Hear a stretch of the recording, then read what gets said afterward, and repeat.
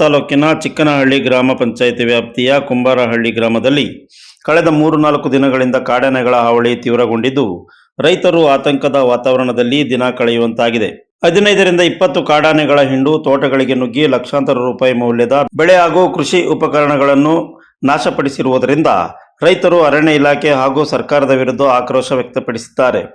ಗ್ರಾಮದ ರೈತರಾದ ಜನಾರ್ದನ್ ಶೆಟ್ಟಿ ಹಾಗೂ ಪ್ರಭಾಕರ್ ಶೆಟ್ಟಿ ಮಾತನಾಡಿ, ತಮ್ಮ 5 ಎಕರೆ ತೋಟಕ್ಕೆ ನುಗ್ಗಿದ ಕಾಡಾನೆಗಳು ಫಸಲಿಗೆ ಬಂದಿದ್ದ 100ರಿಂದ 200 ಅಡಿಕೆ ಗಿಡಗಳು, 9-10 ವರ್ಷದ ರೋಬಸ್ಟಾ ಕಾಫಿ ಗಿಡಗಳು, ನರ್ಸರಿ ಗಿಡಗಳು ಹಾಗೂ ಸ್ಪ್ರಿಂಕ್ಲರ್ ಪೈಪ್ಗಳನ್ನು ತುಳಿದು ಹಾನಿಗೊಳಿಸಿವೆ. ಈಗಾಗಲೇ ಕೊಳೆ ರೋಗದಿಂದ ಸಂಕಷ್ಟದಲ್ಲಿದ್ದ ರೈತರಿಗೆ ಈ ದಾಳಿಯಿಂದ 2ರಿಂದ 3 ಲಕ್ಷ ರೂಪಾಯಿಗೂ ಅಧಿಕ ನಷ್ಟ ಉಂಟಾಗಿದೆ ಎಂದು ಅಳಲು ತೋಡಿಕೊಂಡರು.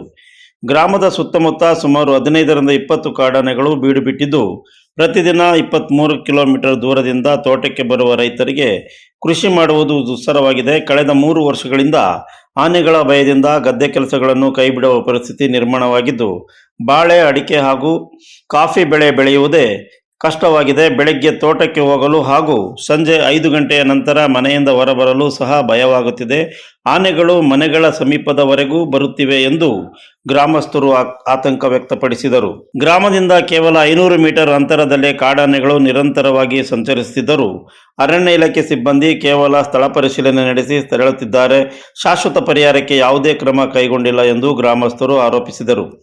ಕಾಡಾನೆಗಳನ್ನು ಸುರಕ್ಷಿತವಾಗಿ ಬೇರೆ ಅರಣ್ಯ ಪ್ರದೇಶಕ್ಕೆ ಸ್ಥಳಾಂತರಿಸುವುದು, ಬೆಳೆ ನಷ್ಟಕ್ಕೆ ಸೂಕ್ತ ಪರಿಹಾರ ನೀಡುವುದು ಹಾಗೂ ರೈತರ ಜೀವ ಮತ್ತು ಆಸ್ತಿಯನ್ನು ರಕ್ಷಿಸಲು ಸರ್ಕಾರ ಹಾಗೂ ಅರಣ್ಯ ಇಲಾಖೆ ತಕ್ಷಣವೇ ಪರಿಣಾಮಕಾರಿ ಕ್ರಮ ಕೈಗೊಳ್ಳಬೇಕು ಎಂದು ಗ್ರಾಮಸ್ಥರು ಒತ್ತಾಯಿಸಿದರು. ನಮ್ಮ ಮೂಡಿಗೆರೆ ಭಾಗದಿಂದ ಇಲ್ಲಿ ಬರೋದು ಹೋಗೋದೆಲ್ಲ ನೋಡಿಕೊಂಡು ಇಷ್ಟು ಬೆಳೆ ಹಾನಿ ಎಷ್ಟು 2 ಲಕ್ಷ ಮೇಲೆ ಲಾಸ್ ಆಗಿದೆ. ಏನು ಇದುವರೆಗೂ ನಮ್ಗೆ 2-3 ಲಕ್ಷ ರೂಪಾಯಿ ಆನೆ ಆಗಿದೆ.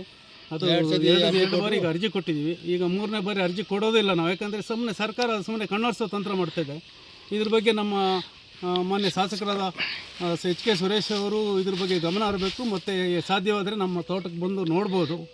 ಯಾಕಂದರೆ ಶಾಸಕರಿಗೆ ನಾವೊಂದು ಗೌರವ ಕೊಡಬೇಕು. ಶಾಸಕರು ಇದ್ರ ಬಗ್ಗೆ ವಿಧಾನಸಭೆಯಲ್ಲಿ ಮಾತಾಡಬೇಕು. ವಿಧಾನಸಭೆಯಲ್ಲಿ ಮಾತಾಡೋದು ಸರ್ಕಾರನೇ ಈಗ ಅತಂತ್ರ ಸ್ಥಿತಿಯಲ್ಲಿದೆ. ಈಗ ಇಂಥ ಪರಿಸ್ಥಿತಿಯಲ್ಲಿ ಅವರು ಮಾತಾಡೋಕ್ಕೆ ಆಗಲ್ಲ, ಯಾಕಂದರೆ ನಾವು ಅವರು ವಿರೋಧ ಪಕ್ಷದಲ್ಲಿರೋದು. ಈ ರೀತಿ ತೊಂದರೆಗಳು ಆಗ್ತಿದ್ದಾಗ ಏನು ಮಾಡೋಕ್ಕಾಗಲ್ಲ. ನಾವು ಈಗ ಏನು ಮಾಡಬೇಕು ಅಂತ ಸರ್ಕಾರನೇ ಹೇಳಬೇಕೇನೋ. ಈಗ ಬಿಡದಿ ರೈತರು ಅಲ್ಲಿ ಅವರಿಗೆ ಸೈಟ್ ಮಾಡೋ ಕಾಟ, ಯಾರಿಗೆ ಸರ್ಕಾರಕ್ಕೆ, ಇಲ್ಲಿ ನಮಗೆ ಆನೆ ಕಾಟ ಆಗಿದೆನೋ. ಈ ರೀತಿ ಭಾರಿ ನಾವು ತೊಂದರೆಗಳನ್ನ ಅನುಭವಿಸ್ತಿದ್ದೀವೇನೋ. 2-3 ಸತಿ ಅರ್ಜಿ ಕೊಟ್ಟರು ನಮಗೇನು ಇಲ್ಲಿ ಪರಿಹಾರ ಏನು ಕೊಟ್ಟಿಲ್ಲ ಸರ್. ಬೆಳಿಗ್ಗೆ ಎದ್ದು ನಾವು ಎಲ್ಲಿ ಹೊಲಕ್ಕೆ ತೋಟಕ್ಕೆ ಎಲ್ಲೂ ಹೋಗಂಗಿಲ್ಲ, ಆ ಪರಿಸ್ಥಿತಿ ಆಗಿದೆ. ಸಾಯಂಕಾಲ 5 ಗಂಟೆ ಮೇಲೆ ಮನೆಯಿಂದ ಹೊರಗೆ ಓಡೋಂಗಿಲ್ಲ, ಮನೆ ಬಾಗಿಲಿಗೆ ಬರ್ತವೆ ಆನೆನ.